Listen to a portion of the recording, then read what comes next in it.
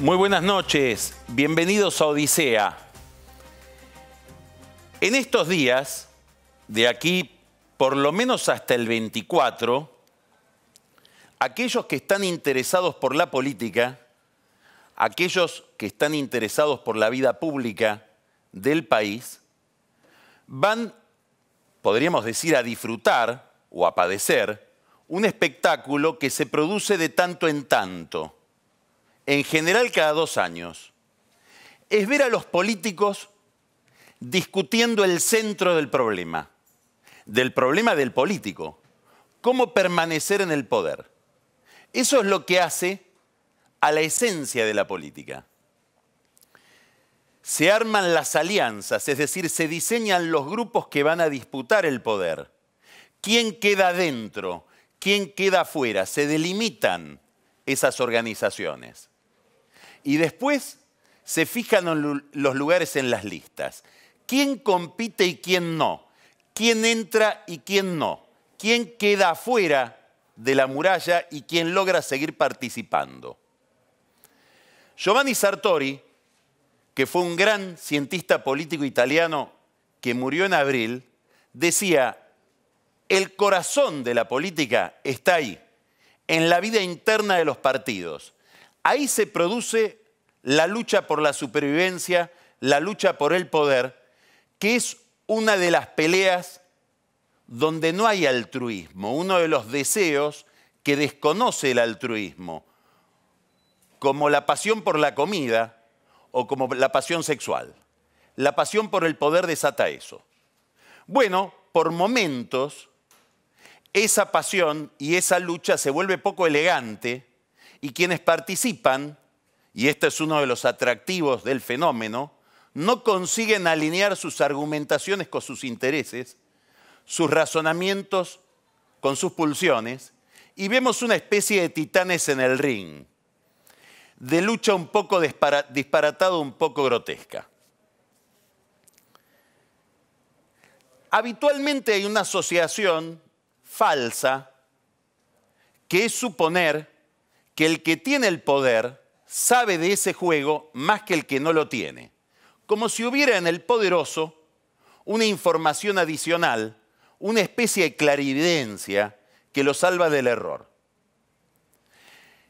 En los últimos meses nos hemos cansado de ver casos donde se desmiente esta presunción. Políticos que no entienden bien cuáles son sus verdaderos intereses, concretamente qué es lo que les conviene. Theresa May convocó a elecciones, le fue mal. Ahora tiene que procesar el Brexit desde una posición de absoluta minoría en Gran Bretaña, acorralada. Antes Cameron había llamado a un plebiscito por la permanencia del Reino Unido en Europa pensando que lo ganaba y lo perdió, tuvo que renunciar y desató una catástrofe. Matteo Renzi en Italia convocó un plebiscito y lo perdió. Juan Manuel Santos en Colombia sometió un largo proceso de negociación por la paz con la FARC, lo contaminó con su propia impopularidad, lo perdió, ganó el no. Políticos que se equivocan. ¿Qué está pasando en la Argentina? Vamos a la capital federal. Horacio Rodríguez Larreta dice: acá no hay Cambiemos. Lustó con los radicales que quieren participar de Cambiemos, quedan afuera. No son Cambiemos. Hay muchos argumentos. Por ejemplo, que esa fuerza política, Lustó y los radicales, en la legislatura se comportaron como si fueran una oposición al gobierno de Larreta, lo cual es cierto. El problema es que muy probablemente los diputados o los legisladores de la coalición cívica, es decir, de Carrió, que es la candidata de Cambiemos, estuvieron todavía más lejos que Lustó respecto de los intereses y las necesidades del gobierno de Larreta.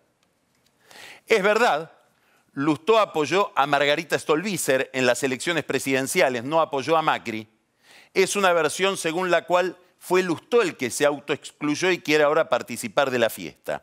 Son argumentos más o menos fuertes. ¿La verdad cuál es? La verdad que allí donde Cambiemos, y sobre todo donde el PRO tiene una gran marca construida con los años, que implica capacidad de gobierno, capacidad de gestión, esa marca no la quiere compartir porque es tal vez su principal activo, sobre todo en el caso de Larreta. Hay que prestarle atención a Larreta. Dicen que a la oportunidad la pintan calva, pelada. A la astucia también en el caso de Larreta, porque logró convalidar esta estrategia frente a Lustó con Macri, que podría decir, ¿por qué me voy a comprar la pelea de la capital si a mí Lustó y los radicales me suman? Pero sobre todo con Carrió. Estamos viendo un fenómeno muy poco habitual desde el año 94 en la Argentina. Digo año 94 porque es cuando amaneció a la política Elisa Carrió. Y es verla a Carrió haciendo oficialismo de un grupo y no de sí misma.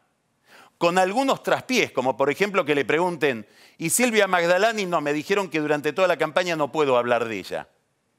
No es la respuesta más elegante y habrá que saber de qué otras cosas no puede hablar.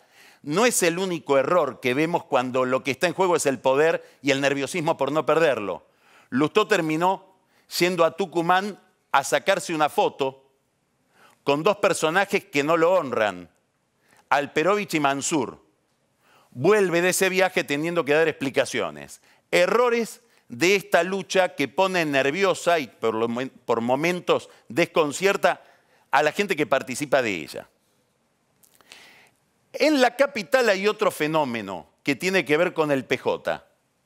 El PJ va a inscribe ahora una alianza en la ciudad de Buenos Aires. Esto va a suceder pasado mañana, que es el día de inscripción de las alianzas, de los grupos que van a participar de la elección, que se llama Unidad Porteña. En Unidad Porteña, que es el nuevo nombre que asume el peronismo como coalición con otros partidos en la ciudad de Buenos Aires, va a haber 3 listas compitiendo. En una lista va a ir el eterno Filmus, que compite en todas las elecciones, asociado a Mariano Recalde como legislador porteño. Va a haber otra lista, escuche bien, que lleva como candidato a diputado nacional a Guillermo Moreno y en el orden local al diputado Gustavo Vera, el amigo del Papa. Interesante, es altamente probable que usted lo tenga a partir de diciembre a Moreno convertido en diputado y con fueros. Y una tercera lista de militantes universitarios comandada por un militante universitario que se llama Itaí Hackman. ¿Qué es lo interesante de esta competencia? Que en la capital hay internas, por decirlo de otra manera, va a haber primarias, va a haber paso. ¿Y por qué entonces en la provincia hay tanta pelea, paradójicamente, para que haya unidad? Bueno, por una razón elemental o sobresaliente. En la provincia está Cristina Kirchner. Ninguna de estas 3 variantes del peronismo en la capital cuestiona el pasado kirchnerista, cuestiona el gobierno de Cristina y tampoco cuestiona el liderazgo de Cristina. En cambio, en la provincia de Buenos Aires aparece, sí, Florencio Randazzo, que cuestiona ese liderazgo y quiere proponerse una especie de renovación del peronismo como que en la que en su momento pretende y todavía pretende liderar Massa. ¿Identifica bien Cristina sus intereses? ¿O es como Santos en Colombia, como Cameron en Gran Bretaña, y se equivoca respecto de lo que necesita hacer? Cristina ha decidido que no quiere darle una interna a Randazzo. Sin embargo, Randazzo tiene enormes debilidades. La primera de ellas, la gente sabe que se apartó de Cristina. Yo recuerdo en el año 97, 98, Alberto Pierri, que era presidente de la Cámara de Diputados, rompe con Duhalde. Pretendía ser el sucesor de Duhalde en la gobernación y se da cuenta de que Duhalde en el 97 promueve a su mujer y no lo promueve a él como candidato a diputado. Y dice, me voy a la vereda enfrente, arreglo con Menem. Y empieza a tener un discurso y una actitud muy contra Duhalde. En todos los actos atacaba y criticaba al gobernador. Cuando bajaba del escenario, la gente le gritaba, saludos para Eduardo. No lograba desacoplar, a pesar del discurso, lo que tanto tiempo Pierri y Duhalde le habían metido en la cabeza, que es que eran como siameses. ¿Logrará Randazzo que lo vean como un enemigo de Cristina Kirchner cuando fue su ministro? cuando dijo tengo que ser el candidato porque si no el modelo se queda manco, en una expresión que le valió algún reproche por estar refiriéndose a Daniel Scioli? Otra pregunta, ¿qué niveles de conocimiento tiene hoy Randazzo en la provincia de Buenos Aires después de haber desaparecido de la escena durante casi un año? Daría la impresión, intuitiva, superficial, de que a Cristina le convendría dar una interna con Randazzo y ganarle, e ir con todo ese grupo después unificado a las elecciones generales. Pero ella ha decidido que no. ¿Por qué? Hay 1000 razones. Probablemente la más importante es la que dio ella. Yo no voy a ir a competir con alguien que fue mi ministro. Dicho de manera más descarnada, no compito con empleados. Por otra parte, ella calcula que como sería la única primaria que habría en la provincia de Buenos Aires, el gobierno mandaría a la gente a votar por Randazzo en contra de ella. Es un error, porque si el gobierno lee bien sus intereses, lo que le conviene es que haya Cristina por 1000 años.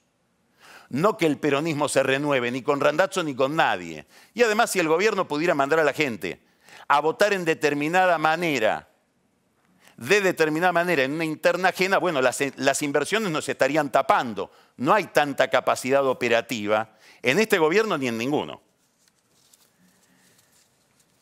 Más allá de esto, ahora está enredado el peronismo en la provincia de Buenos Aires acerca de cómo hacer para no darle la interna a Randazzo.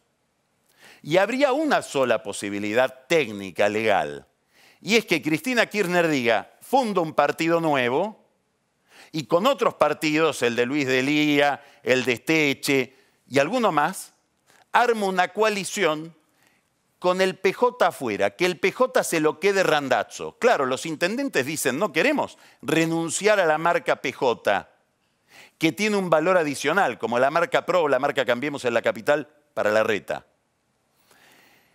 Esto todavía está en debate.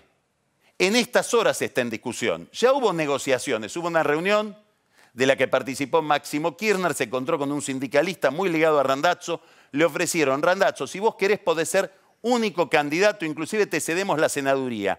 Mi mamá ni compite. Eso sí, tenés que desprenderte del movimiento Evita.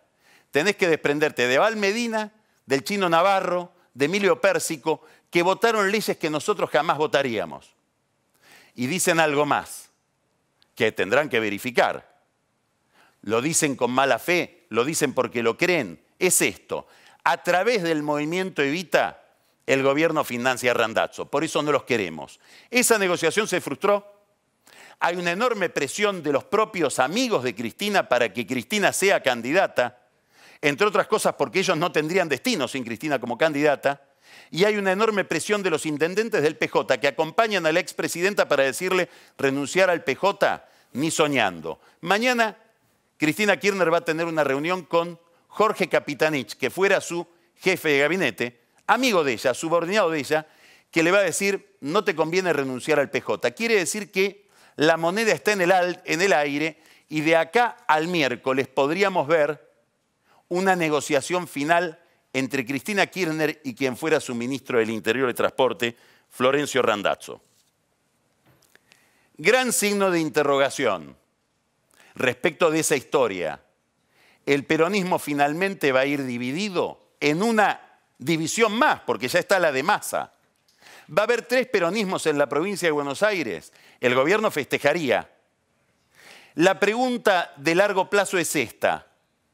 El 2015, en la provincia de Buenos Aires, fue el 2001 del peronismo, lo que le pasó al espacio no peronista, con el radicalismo en el centro, que colapsa y se fragmenta de tal manera que le dio al peronismo kirchnerista una hegemonía de 12 años. Ese fenómeno de crisis y pulverización le llegó al peronismo en la provincia de Buenos Aires, que es su corazón, el espacio para el cual fue creado. Esta es una de las preguntas que se resuelve este año y el comienzo de la respuesta lo vamos a tener pasado mañana cuando se presenten las coaliciones que van a competir en las primarias. Ahora vamos a empezar con Odisea en una entrevista con María Eugenia Vidal. Y vamos a hablar de un tema central, estratégico para la Argentina, del cual tal vez no nos termina de caer la ficha. La pobreza, la exclusión, la situación de la política social en el conurbano bonaerense. Ya empezamos.